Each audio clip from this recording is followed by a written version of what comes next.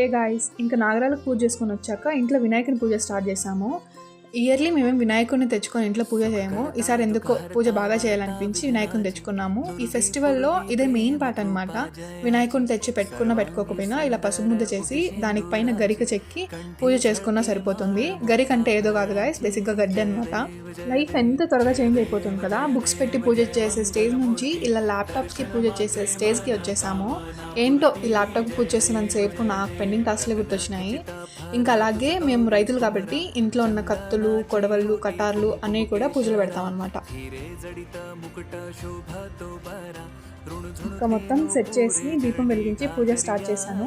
జాబ్లో ఉన్న వాళ్ళందరికీ మంచి ప్రమోషన్ రావాలి అండ్ జాబ్ సెర్చ్ చేస్తున్న వాళ్ళందరికీ జాబ్ రావాలి, స్టడీస్లో ఉన్న వాళ్ళందరికీ మంచి మార్క్స్ రావాలి అండ్ రైతులకి పంటలు బాగా పండాలని కోరుకుంటూ బిలేటెడ్ హ్యాపీ వినాయక చవితి అందరికీ.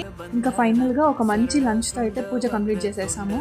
అంతే ఈ వీడియో. మళ్ళీ నెక్స్ట్ వీడియోలో కలుద్దాం. Until then by.